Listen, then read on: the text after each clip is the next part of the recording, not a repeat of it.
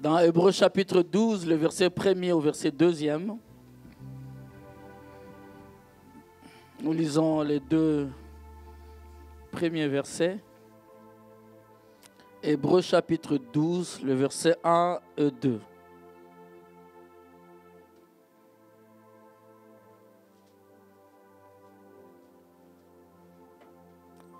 Amen.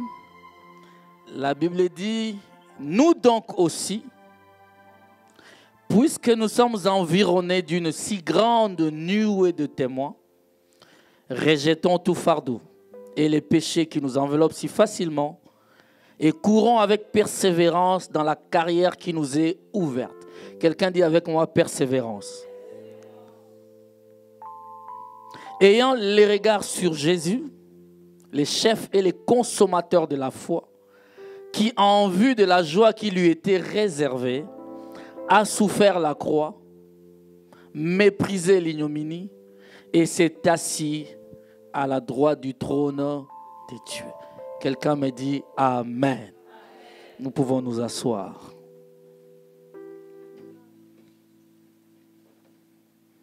Gloire soit rendue à notre Dieu pour ces beaux dimanches ensoleillés. Alléluia. Ces beaux dimanches ensoleillés. Gloire à Dieu. Mon thème que je vais introduire ce matin, le point commun des héros de la foi. Le point commun des héros de la foi. Tu peux l'écrire, toi qui notes. Les points communs des héros de la foi. Vous voyez, nous venons de lire avec vous Hébreux chapitre 12, le verset 1 et le verset 2. Ce verset nous dit, nous donc aussi, puisque nous sommes environnés d'une si grande nuée de témoins. Ce verset vient, ce chapitre 12 vient après le chapitre 11, où on nous cite les héros de la foi. Où on est en train de nous citer qui sont les héros de la foi chrétienne, de la foi en Dieu. Et en nous citant ces héros, il y en a tellement que la Bible dit on pouvait continuer la liste. Et j'aimerais dire à quelqu'un qu'après ce message, j'aimerais que dans cette liste qu'on pourrait continuer, que ton nom y figure. Amen. Qu'on puisse te citer parmi les héros de la foi en ce temps de la fin. Et la Bible dit que ces héros de la foi sont pour nous. Nous sommes environnés d'une si grande nuée. C'est-à-dire que lorsque tu traverses des moments difficiles, lorsque tu traverses des difficultés, parce que ce n'est pas une parole de connaissance, ce n'est pas une prophétie. Nous traversons des moments difficiles. Chacun de nous, que tu sois, peu importe ta race, peu importe ton rang social, que tu sois milliardaire ou pauvre, chacun traverse des moments difficiles. Et la Bible nous dit, pendant que tu traverses des moments compliqués, lève ta tête. Au-dessus de toi, il y a une nuée de témoins. Amen. Nous avons une nuée de témoins et ces témoins sont dans Hébreux chapitre 11. Et dans toute la Bible, on nous cite ces témoins. Et ces témoins sont en fait des modèles, des exemples pour que tu saches que lorsque tu traverses des moments difficiles et compliqués, la parole de Dieu est à ta disposition et là-dedans, il y a des moyens pour pouvoir t'en sortir. Alléluia. Mon frère, ma soeur, lorsque tu traverses des moments difficiles, jette un peu ton regard dans la parole de Dieu. Tu verras que ça contient des solutions. Alléluia. Dieu n'a pas une solution, Dieu est la solution pour toi. Le fait de l'avoir dans ta vie, tu deviens porteur des solutions pour les autres. Après cet enseignement, j'aimerais que quelqu'un se dise, je ne suis pas quelqu'un qui est censé pleurer, mais je suis quelqu'un qui est censé essuyer les larmes de ceux qui pleurent. Est-ce que tu peux me donner un amen bien? C'est ça qui doit être ta vie. Les points communs des héros de la foi. Les points communs ici, lorsque je parle de points communs, je vais tout simplement dire les caractéristiques communes à tous les héros de la foi. Je veux dire en fait en quelque sorte les dénominateurs communs. les points, les différents points, les différentes caractéristiques qu'on retrouve dans tous les héros de la foi. Amen. Quelqu'un a un nom d'un héros de la foi? Dans la Bible, tu peux me citer un nom? Joseph, David, allons-y, allons-y, allons-y. Alléluia. J'aimerais dire à quelqu'un, tel qu'est écrit dans Hébreux 12, le verset 1 et 2, lorsqu'une femme cherche un enfant, lève ta tête, tu verras Anne. Donnez-moi un amen. Lorsque tu es rejeté par ta famille, lève ta tête, tu verras Joseph. Lorsque ta famille t'abandonne au point que ton propre père ne te cite pas parmi tes enfants, lève la tête et pense à David. Quand ça va mal, tout est écrit dans la Bible. Il n'y a rien de nouveau sur cette terre des hommes. Tu as beaucoup d'exemples dans la Bible. Alléluia. En fait, les points communs, c'est ce qui rassemble tous ces héros de la foi. Ce qui les caractérise. Alléluia. Ce qui les caractérise. Et qu'est-ce qu'on entend par un héros? Un héros, c'est un personnage légendaire à qui sont attribués des exploits extraordinaires. Je dis bien un personnage légendaire à qui sont attribués des exploits extraordinaires. Un exploit, c'est déjà extraordinaire. Amen. La Bible dit, avec Dieu, nous ferons des exploits. J'aimerais dire à quelqu'un que la liste des héros, il ne faut pas l'arrêter. Tant que le pasteur Mathieu en vue, n'arrête pas la liste des héros. Ah, tu peux mettre ton nom. Tant que tu vis, on n'arrêtera pas la liste des héros. Amen. Tu dois être répertorié parmi. Ce sont des personnages légendaires à qui sont attribués des exploits extraordinaires. Ce sont des personnes qui se distinguent par leur bravoure et leur mérite exceptionnel. Amen. Ce sont des mises à part. Ils ne sont pas comme les communs des mortels. C'est une personne qui se distingue par sa bravoure et ses mérites exceptionnels. C'est quelqu'un, quand tu regardes, tu dis, waouh, cet homme n'est pas comme tous les hommes. Amen. Et voilà pourquoi dans l'Antiquité, les héros étaient considérés comme des divinités. Ils étaient considérés comme des demi-dieux. Amen. Parce que dans l'Antiquité, les héros étaient en fait qualifiés, considérés comme étant venant de l'union entre une divinité et un être humain. Donnez-moi un amen. C'est-à-dire que c'était des hommes et des femmes qui n'étaient pas comme tout le monde. Alléluia. Il y a Héraclès, Achille, Thésée, Électre, Antigone. Ce sont tous des héros de l'Antiquité. Ah, mon ami, ça ne s'est pas arrêté à l'Antiquité. Et d'ailleurs, ça a commencé avant l'Antiquité. Alléluia. Parce que Dieu s'est choisi des hommes qu'il a transformés en héros. Alléluia. C'est également des personnes, une personne au pouvoir extraordinaire, combattant différentes menaces.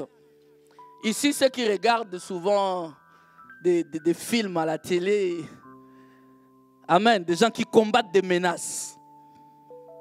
Hein? Ça s'appelle encore comment vos héros hollywoodiens là? Spider-Man, Black Panther, ils ont des noms qui font peur. Quand tu entends le nom, tu dis, ah, celui-là, je ne vais pas m'approcher. Alléluia. Superman. Il y en a tellement. Mais mes amis, les héros que moi je vais vous parler, il ne s'agit pas d'une fiction. Ce ne sont pas, il n'y a pas de caméra qui le suivait comme ça. Non, cette séquence-là n'a pas été. Changeons de séquence. Amen. Il appuie sur un bouton et puis il est dans un studio. Et nos enfants s'identifient à ces héros-là. J'aimerais que les enfants de la cité du Dieu vivant s'identifient à Abraham, qui s'identifient à Abel, qui s'identifient à Élie et Élisée, qui s'identifient à des héros de la foi chrétienne. Donnez-moi un amen, mes amis.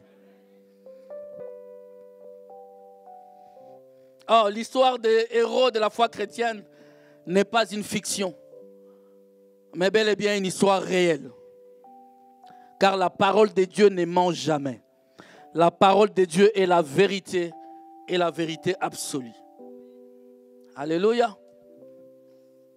J'aimerais rappeler à quelqu'un qu'Abel, Abraham, Élie, Élisée, David, tous ces gens ont bel et bien existé. Et leurs histoires sont vraies. Amen. Je ne serai pas long. Vraiment, je ne serai pas long. Je ne serai pas long. On ne me croit pas. D'accord. Allons-y.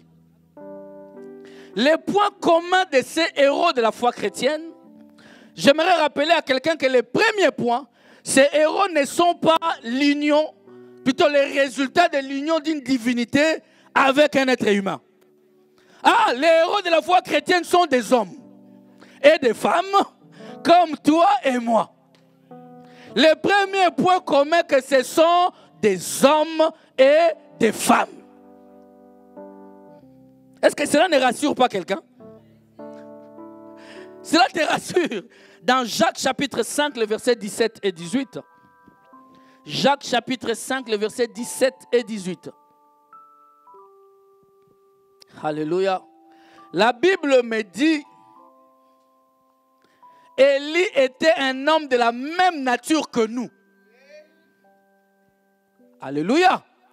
Élie n'était pas un extraterrestre. Élie était le résultat de l'union d'un homme et d'une femme. Élie avait 2 yeux comme toi et moi. Élie avait 2 pieds comme toi et moi. Il avait 10 doigts, 10 orteils. Élie respirait, il dormait, il ronflait aussi. Un homme de la même nature que toi et moi.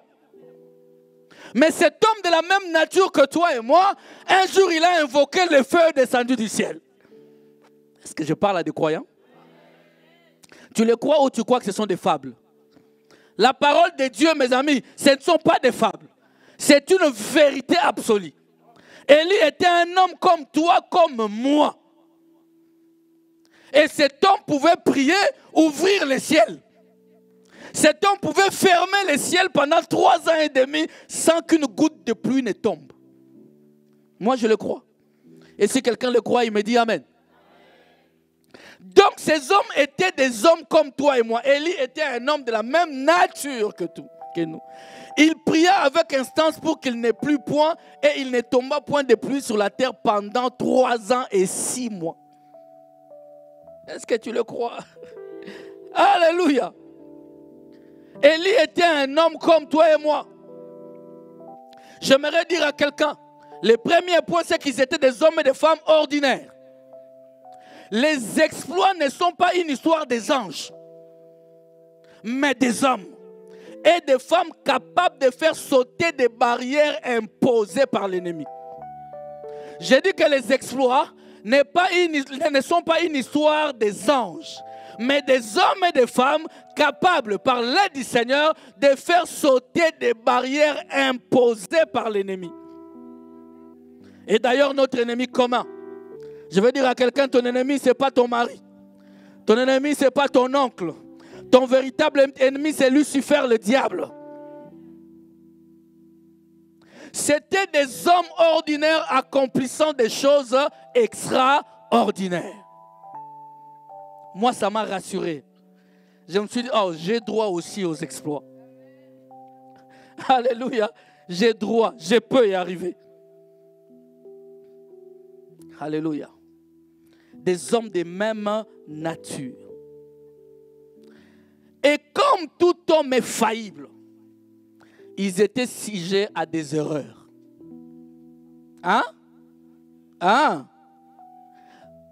Le deuxième point commun de tous les héros de la foi, c'est qu'ils pouvaient aussi commettre des erreurs. Ils n'étaient pas parfaits, mais ils étaient imparfaits.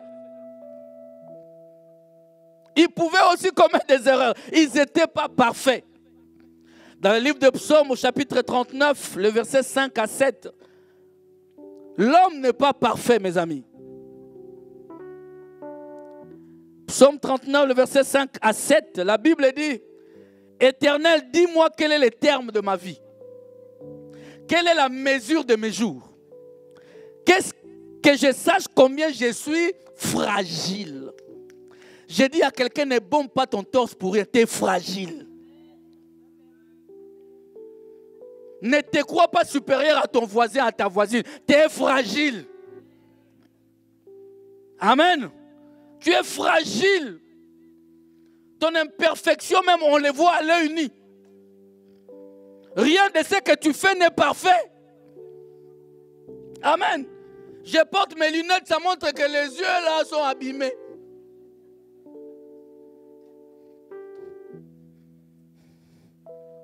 Alléluia. Avant de venir ici, ma soeur, tu as pris beaucoup de temps devant ton miroir, mettant le poudre là-bas, mettant une couche, parce que ce n'était pas parfaite. Je parle à quelqu'un ici.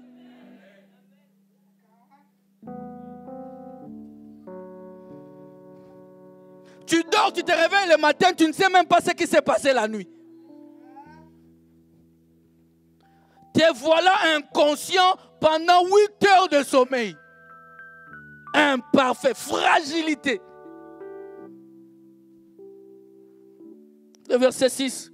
Voici, tu as donné à mes jours la largeur de ta main. Et ma vie est comme un rien devant toi. Je veux dire à quelqu'un, reconnais ta fragilité. Ça t'aidera à faire des efforts. Oh. Oui, tout homme debout n'est qu'un souffle. Est-ce que tu peux croire à cela? Tout homme debout n'est qu'un souffle. Oui, l'homme se promène comme une ombre. Il s'agite vainement. Il amasse et il ne sait qui recueillera. Je parle à quelqu'un ici. Tu travailles ici, tu peux avoir un bon compte en banque, des millions. Tu sors là, tu prends ton jet privé. Bon, je crois que personne ici a encore un jet privé. Bientôt, ça viendra, ça viendra. Tu prends ton jet privé. Tu dis, je vais faire un petit tour dans la ville. Et tu cales en haut. Et ton argent, et ta célébrité, et tes diplômes, et ta renommée, tout dans l'eau. J'ai dit à quelqu'un, tu n'es qu'un souffle. Tu n'es qu'un souffle. Ta vie, la longueur de ta main. Alléluia. Tu vas amasser, mais tu ne sais même pas qui va en bénéficier. Et d'ailleurs, tu meurs là, l'État prend 50% de ton héritage. 50% de ton héritage, les hommes politiques.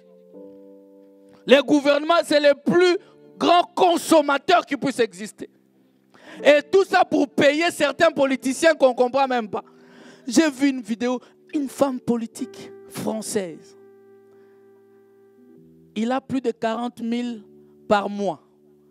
Et elle dit c'est peu. Vu ses heures de travail.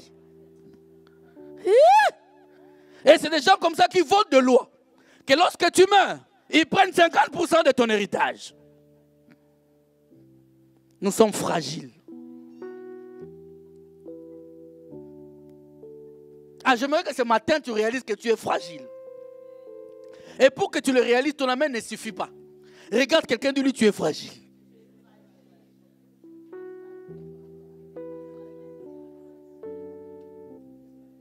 Amen. Donc l'homme est faillible. Nous sommes faillibles. J'aimerais te dire que je suis en train de te parler des héros de la foi, mais qui sont faillibles. Mais ils sont héros de la foi. Amen. Donc que tes erreurs ne t'amènent pas à croire que tu ne peux pas y arriver. Ah, moi ça m'a fait du bien ces choses. Je me suis dit, je peux quand même y arriver malgré que je commets des erreurs. Parce que ces gens ont commis des erreurs. Mais lorsque on a écrit Hébreux 11, on dit que c'est par la foi. Ils ont fait des choses extraordinaires. Tout en étant faillibles. Oh là là. J'aimerais aujourd'hui faire baisser un peu les standards de ces hommes extraordinaires.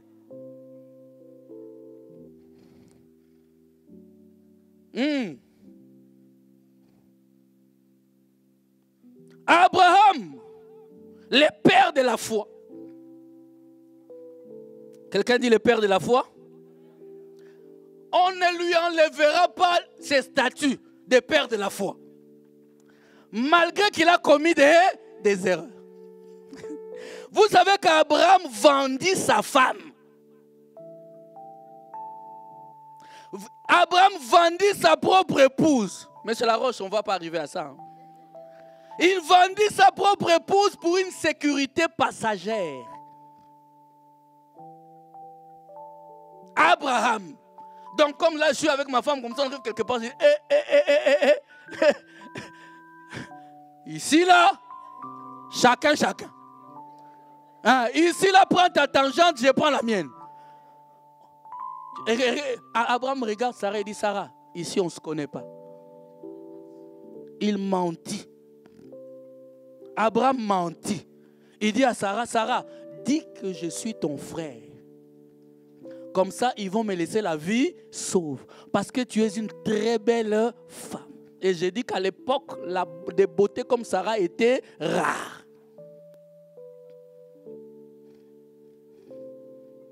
Pourquoi vous êtes calme? Oui.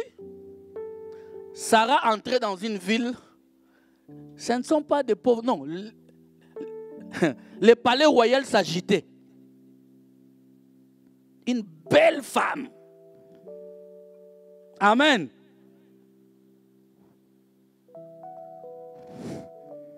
Je me tais. J'allais continuer. Un homme qui a sacrifié sa femme. Il dit non. En plus, on lui a donné beaucoup de biens, des cadeaux et tout. Abraham, il était là, bien dans le pays. Sa femme dormant dans le palais du roi. Vous réalisez ça aujourd'hui, hein? C'est dans Genèse chapitre 12. Genèse chapitre 12, le verset 10 au verset 13. Aujourd'hui, je vous introduis ce message. La Bible dit, il y eut une famine dans le pays et Abraham descendit en Égypte pour y séjourner. Car la famine était grande dans le pays. Comme il était prêt d'entrer en Égypte, écoute, il dit à Saraï, sa femme, à l'époque, elle était encore Saraï. Si on a le temps un jour, on va en parler. Elle n'était pas encore Sarah. Ce qui fait qu'Abraham était encore Abraham. Il n'était pas encore Abraham. Alléluia. Il dit à Saraï ceci. Voici, je sais que tu es une femme belle de figure. Sans chirurgie esthétique. Quand les Égyptiens te verront, et écoute, ils diront c'est sa femme et ils me tueront. Et te laisseront la vie. Dis, je t'ai prie que tu es ma sœur, afin que je sois bien traité à cause de toi. Quel compromis!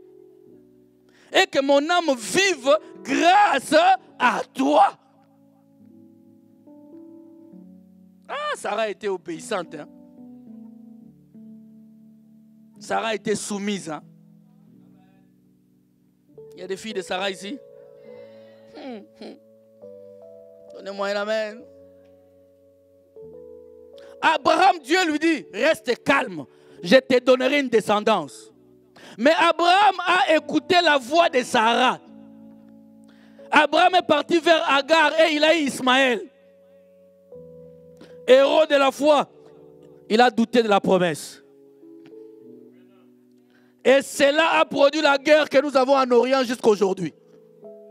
La désobéissance d'un homme, des morts et des morts là-bas. Est-ce que je parle à quelqu'un?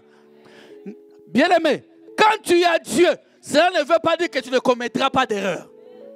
Dans cette chair, nous commettrons des erreurs et des fautes.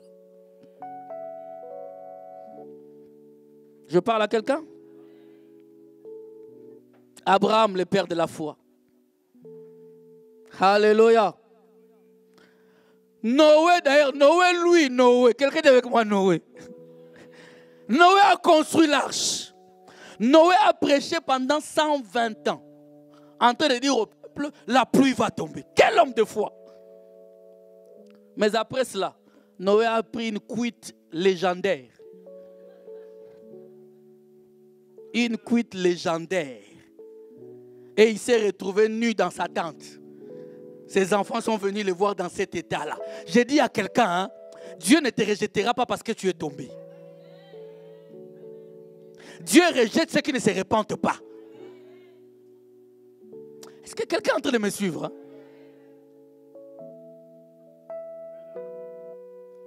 Ça, c'est la réalité de la parole de Dieu. Noé.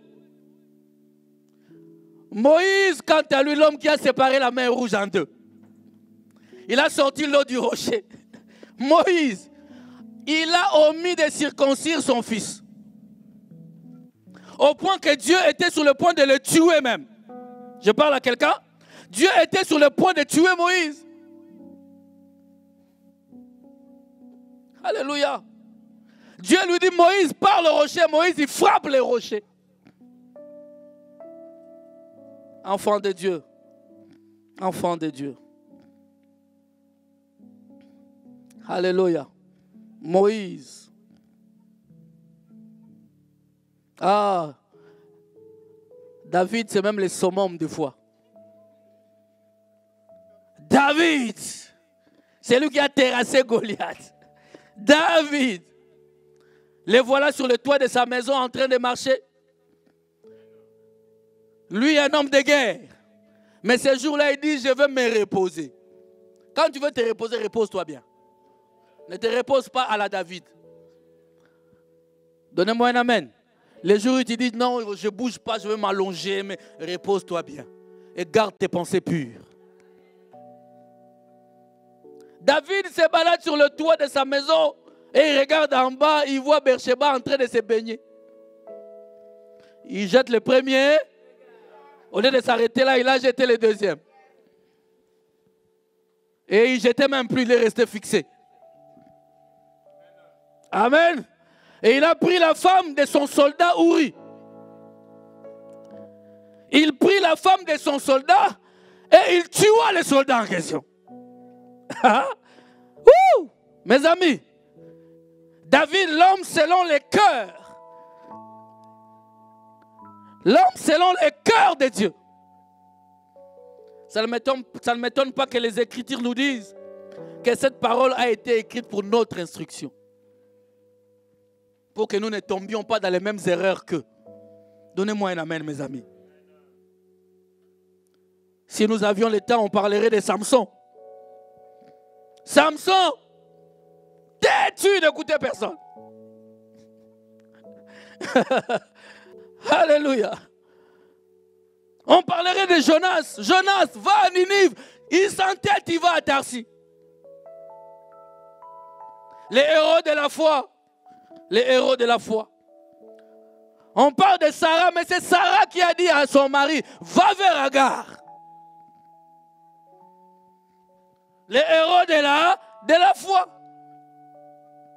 J'aimerais dire à quelqu'un, rappeler plutôt à quelqu'un que ce sont des hommes et des femmes comme toi et moi. Et parce qu'ils sont des hommes comme toi et moi, ils ne sont pas parfaits. Ils étaient tous des héros, mais infaillibles. Infaillibles. Ne crois pas que le pasteur Mathieu doit être faillible, doit être infaillible. Non. Je suis imparfait. Les jours où je serai parfait, l'Éternel me prendra. Parce qu'il ne peut pas laisser un parfait sur la terre. Quand tu es parfait, tu vas à côté du parfait. Ah, que quelqu'un me donne un amen, mes amis. Je ne suis pas parfait. Je ne suis pas parfait. Des fois, à la maison, comme ça, je suis un homme. Maintenant, comme ça, c'est bon, arrête de me parler comme ça, c'est bon. Amen. Frère Eric, les femmes parlent. Hein? Les femmes parlent. Si tu n'es pas encore prêt à écouter une femme, Écouter des discours des fois que tu ne comprends pas, ne te marie pas.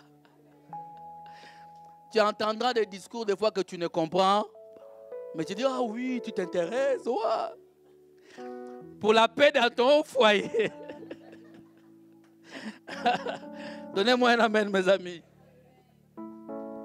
Donc retenez que c'était des hommes et des femmes ordinaires à travers lesquels Dieu fait des choses extraordinaires.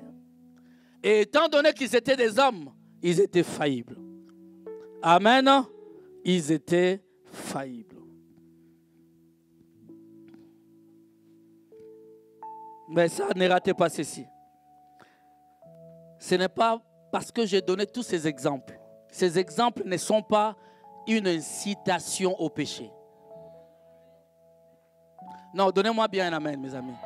Si tu as écouté, mais ça vraiment, écoute-moi. Ce n'est pas une incitation à marcher à l'encontre de la parole de Dieu. Parce que tous ces hommes n'ont pas fait de ces choses de manière volontaire. Je vous ai toujours parlé des péchés prémédités. Il y en a qui commettent des péchés prémédités. Et tu vas dire, je suis tombé. Tu n'es pas tombé. Tu as préparé ton péché dans un emballage bien. Et tu veux nous dire que je ne savais pas. Tu savais. Amen. Faisons attention, mes amis. Ce n'est pas de cette manière qu'on doit avancer. Ce que je viens de dire doit plutôt attirer notre attention, à savoir que Dieu est le péché. Dieu n'aime pas le péché. Dieu veut assez que tu marches dans la crainte de Dieu. Dieu veut assez que, regardez, tous ces hommes, ils ont payé le prix de leurs erreurs. Ils ont payé le prix. L'enfant qu'il est avec Beersheba a été tué. Il était mort. David a eu des sérieux problèmes dans son foyer. Parce qu'à la base, ce n'était pas bien. Mon ami, s'il y a possibilité d'éviter une erreur, saute. S'il y a possibilité d'éviter de sortir, aller quelque part, reste chez toi à la maison. Alléluia. Même si on te traite de tous les noms, je suis casanier, je reste casanier. Je suis sédentaire, je reste sédentaire. Laissez-moi chez moi à la maison. Dehors là, ça ne va pas. Je parle à des héros de la foi. En fait, qu'est-ce qu'on nous a fait comprendre? Tous ces héros de la foi, ils étaient en fait l'image d'un véritable héros de la foi. Ah là là, là je me sens bien. Tous les héros de la foi n'étaient que l'ombre des choses à venir. Parce qu'il n'y a qu'un seul véritable héros de la foi. C'est le Seigneur Jésus-Christ. C'est lui le héros des héros. Ah, tu n'acclames pas bien, pourquoi? Est-ce que tu as un autre héros? Moi, je n'ai pas un autre héros. Mon héros, c'est le Seigneur Jésus-Christ. Raison pour laquelle tous les héros devaient tomber. Parce qu'ils étaient imparfaits. Ils étaient que la préfiguration du véritable héros qui ne pouvait pas tomber. Et ce héros-là, c'est l'homme de Galilée. Ah, c'est l'homme de Galilée, le Seigneur Jésus-Christ. Lui, il pouvait se mettre comme ça, il dit, qui d'entre vous me convaincra du péché? Hey! Hey! Qui d'entre vous me convaincra? Moi, je peux m'arrêter là. Qui d'entre vous me convaincra? Hey! Même ma femme va me... Hey, chérie, tu t'es énervé là hier, là. Hey! Alléluia. Dans Jean chapitre 8, le verset 44 à 46. Ah, j'aime le Seigneur. C'est lui mon héros. C'est mon héros. Jean chapitre 8, 44 à 46, la Bible dit, vous avez pour père le diable. Il parlait aux autres là, hein? Pas toi. Nous avons pour père le Seigneur Jésus-Christ. Vous avez pour père le diable et vous voulez accomplir les désirs de votre père. Il a été meurtrier dès le commencement et il ne se tient pas dans la vérité parce qu'il n'y a pas de vérité en lui. Vous êtes là? Lorsqu'il profère les mensonges, il parle comment de son propre fond. Car il est menteur et le père du mensonge. On parle du diable. Et moi, parce que j'ai dit la vérité, vous ne me croyez pas. Qui de vous me convaincra? Personne n'a osé dire parce qu'en lui, tout ce qu'il disait, il accomplissait. Jésus n'a jamais commis un péché. La Bible dit des fois nous tombons, nous commettons des erreurs. Nous commettons des péchés en pensée, en parole ou en acte. Jésus même en pensée. Il n'a jamais pensé du mal. Ah, va dans cette profondeur. Jésus n'a jamais pensé du mal. Il n'a jamais rabaissé quelqu'un même dans ses pensées. Il n'a jamais dit à quelqu'un, ça c'est quelle coiffure, même dans ses pensées. Jésus n'a jamais minimisé quelqu'un même dans ses pensées. Alors qu'il pouvait le faire, il est Dieu. Il est au-dessus de tout. Alléluia. Toi qui n'as encore rien, tu n'as rien. Parce que tu as acheté de nouvelles chaussures, tu deviens orgueilleux. Amen. Ah, moi, j'ai connu des frères comme ça, à cause d'une paire de chaussures. Ces jours-là, il vient en retard à l'église. Ces jours-là, il va donner les offrandes les derniers. Parce que vous devez voir ces paires de godasses. Ouais, voilà, il y en a qui disent l'animal a souffert. Et vous devez voir ces chaussures en cuir. Les crocodiles a souffert. Bandés apparemment. Ah, mes amis. Ça c'est même un signe de pauvreté. Quand tu te crois quelqu'un à cause de belles chaussures, tu es pauvre. Ta dimension de pauvreté à un degré, tu es irrécupérable. Tu es perdu. Amen. Qui de vous me convaincra de péché? Si je dis la vérité, pourquoi ne me croyez-vous pas? Hébreux chapitre 7, le verset 26.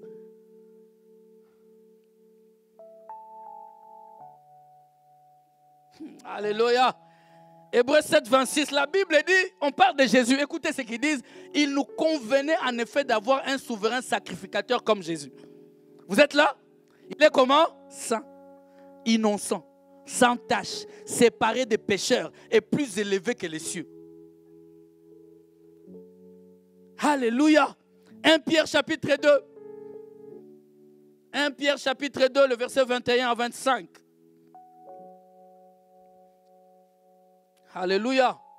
1 Pierre chapitre 2, la Bible dit, et c'est à cela que vous avez été appelés, parce que Christ aussi a souffert pour vous, vous laissant un exemple afin que vous suiviez ses traces. Lui qui n'a point commis de... Il n'a pas péché. Le seul héros qui n'a pas péché, c'est Jésus. Et dans la bouche duquel il ne s'est point trouvé de fraude. Lui qui injuriait ne rendait point d'injure. Ah non, restons un peu là. Quand on l'injuriait, qu'est-ce qu'il faisait? Est-ce qu'on est là ou pas? Quand on l'injuriait, est-ce qu'il ripostait? Comment toi tu peux répondre aux injures? Il y en a qui disent, moi je ne réponds pas. Moi je balance seulement les statuts. Je balance les statuts sur les réseaux. C'est ta manière de répondre. Tu as répondu. Des statuts visés. Il ne rendait point d'injure. Maltraité ne faisait point de menace. Mais s'en remettait à celui qui juge. Alléluia. À moi la vengeance, à moi la... Laissez les choses entre les mains de Dieu. Alléluia. Laissons les choses entre les mains de Dieu. Le verset 25. Lui qui a porté lui-même nos péchés en son corps sur le bois, afin que, morts au péché, nous vivions pour la justice. Lui, par le meurtrissure duquel vous avez été... 25. Car vous étiez comme des brebis errants. Mais maintenant, vous êtes retournés vers les pasteurs et les gardiens de vos âmes. Jésus est sans péché, mon ami. Et il n'y a que lui qui peut pardonner nos péchés. Donnez-moi un amen. Parce que ces hommes ordinaires ont fait des choses ordinaires, extraordinaires. Toi et moi aussi, nous pouvons faire des choses extraordinaires. Parce qu'ils étaient des hommes de la même nature que toi et moi. Amen. Alléluia. Je termine par ce dernier point pour aujourd'hui. Un autre point commun, c'est que caractériser ces hommes ces hommes ordinaires, ces héros de la foi, dit à quelqu'un l'humilité. Dit à quelqu'un l'humilité qui entende.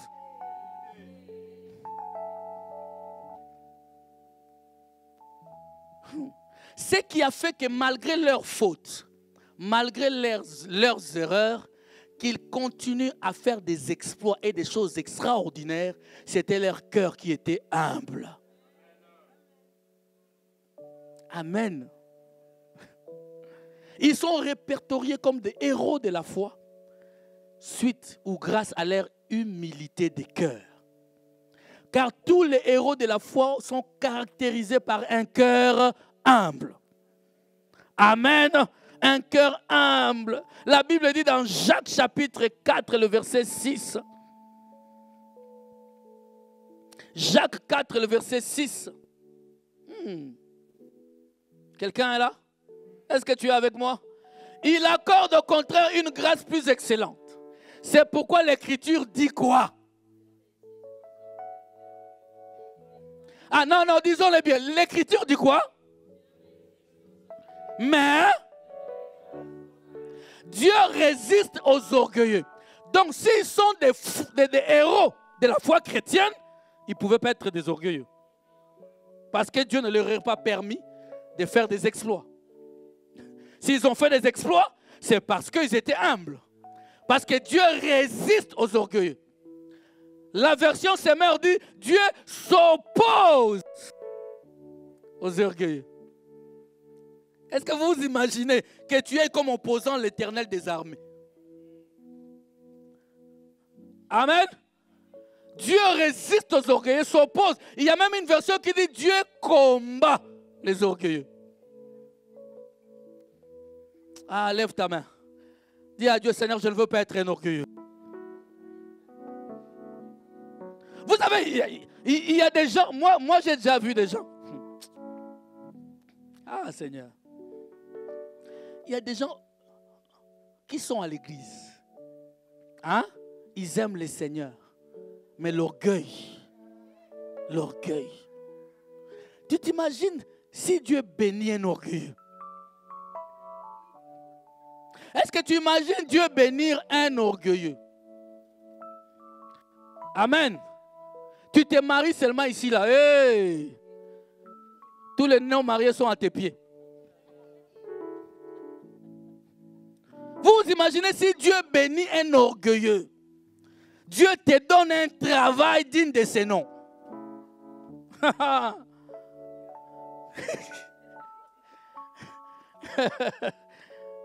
Alléluia. Dieu te donne un travail digne de ses noms. Un travail où, ah là là, tu vois le travail comme on vous avait dit là, un travail qui vient avec des avantages. Hein? Les avantages où tu habitais un quartier de tout le monde. Tu chantes de quartier. Parce qu'on t'a donné une maison de fonction. Des voitures de fonction. Du jour au lendemain.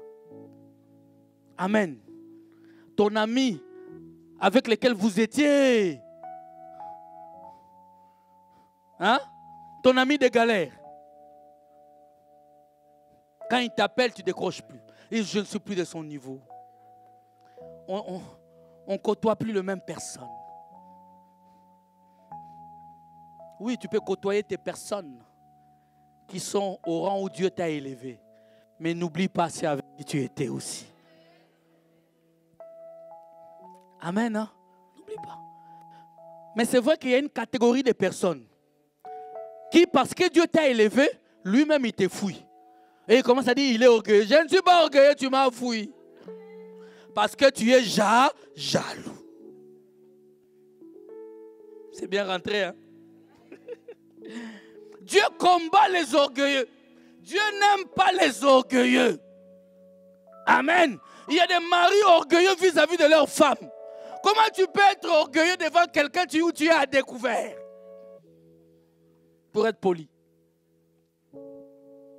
Orgueilleux. Et qu'est-ce que tu crois, toi qui demandes pardon tout le temps, mais je suis ton mari, je peux te demander pardon. Cela montre que je suis humble. Cela montre que je t'aime. Amen. Je veux dire à quelqu'un, les héros de la foi, tous étaient des hommes humbles. Dieu travaille avec les humbles. Et il combat, il s'oppose. Moi, j'ai connu un couple où la fille venait d'une famille. Beaucoup de gens, c'est une mauvaise expression, ils viennent d'une bonne famille. La bonne famille, c'est la famille où il y a une bonne éducation. Ce n'est pas une famille où il y a de l'argent. Ce n'est pas une famille où il y a de l'argent, où il y a une bonne éducation. Il a été élevé dans l'orgueil. Comme ça, m'as-tu vu? Et dans les mariages, quand le mariage tardait à venir, les gens riches comme elle ne venaient plus. Elle a baissé les standards. Et elle a pris maintenant d'après elle mauvaise famille mais bien éduquée. Je préfère un homme bien éduqué qu'un homme riche. Ah, je vous dis la vérité. Je préfère un homme bien éduqué qu'un homme riche. Un homme riche, orgueilleux, il peut te rabaisser, t'écraser. Mais un homme bien éduqué, qu'il soit riche ou pauvre, il sait parler aux gens. Il sait remercier les gens. Quels sont encore les maris quand on te sert à table? Tu termines, tu dis merci ma chérie. Où sont-ils?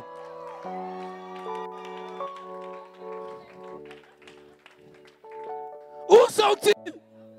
Ça, ce n'est pas un problème, c'est un problème d'éducation.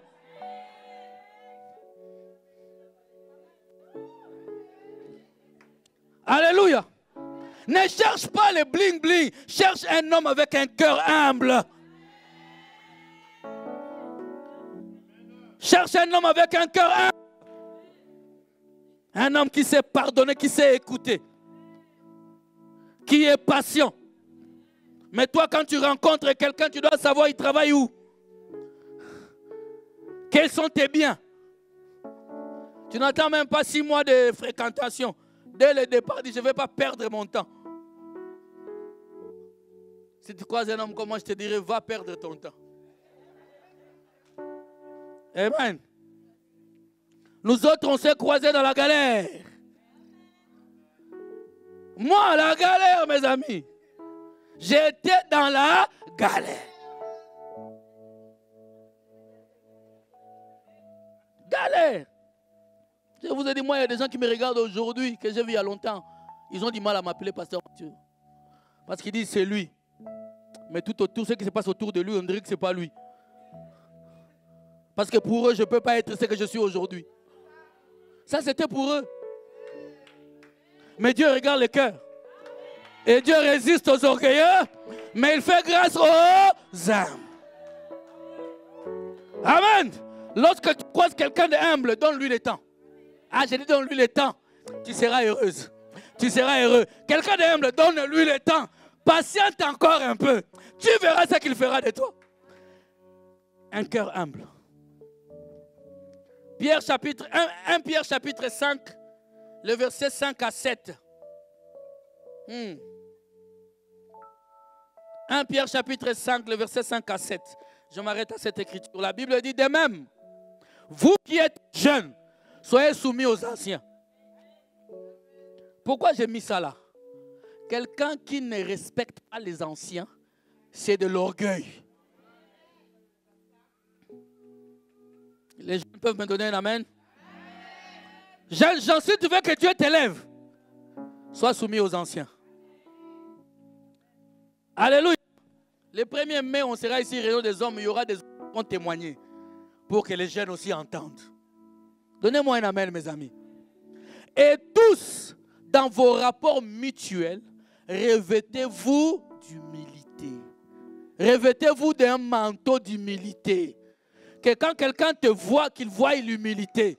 Qu'il ne voie pas d'abord tes costumes, qu'il ne voie pas d'abord ton maquillage, comment tu t'es coiffé, mais quand il te voit, qu'il voie l'humilité. Vous savez que tu peux remarquer l'humilité dans un homme par un simple bonjour. David, qui n'est pas là aujourd'hui, j'ai eu son premier entretien, on s'est entretenu, il m'a dit, je suis rentré chez moi, le premier dimanche, je suis à l'église, j'ai dit à ma maman, j'ai dit, c'est pas possible. Ce pasteur-là m'a appris, on a parlé comme si on se connaissait. Il dit, c'est la première fois. Il dit, moi, je connais des pasteurs qui...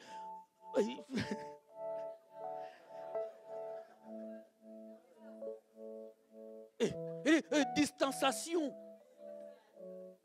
Bonjour, ça va. Homme de Dieu, il passe. Toi, vous vous inclinez, homme de Dieu, il passe.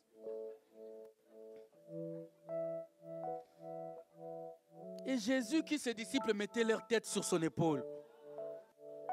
Lui, le souverain sacrificateur. Lui, le pasteur par excellence. Ah! Nous, ici, on dit, non, il ne faut pas s'approcher. Et des fois, nous aimons ce type de pasteur. Ah, lui, il est charismatique. Ça, c'est le charisme à l'africaine. Surtout à la congolaise. On croit que quand quelqu'un boude les gens, il est charismatique. Quand quelqu'un boude les gens, il est charismatique. On est en train d'applaudir des choses négatives. Dans quelle société nous sommes? Mal éduqués et mal indiqués. Ah, donnez-moi un amen. Dans vos rapports mutuels, revêtez-vous d'un manteau d'humilité. Car Dieu résiste aux orgueilleux, mais il fait grâce aux humbles. La Bible dit au verset 6, humiliez-vous donc sous la puissante main de Dieu, afin que quoi? Il vous élève au temps convenable.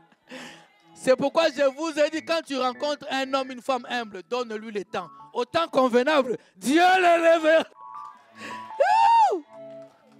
Au temps convenable, Dieu fera quoi? Il va l'élever. Amen. Et déchargez-vous sur lui de tous vos soucis, car lui-même prend soin de vous. Les héros de la foi sont humbles. Voilà pourquoi Dieu ne s'oppose pas à eux, mais il leur fait grâce. Nous allons nous lever dans la présence de Dieu.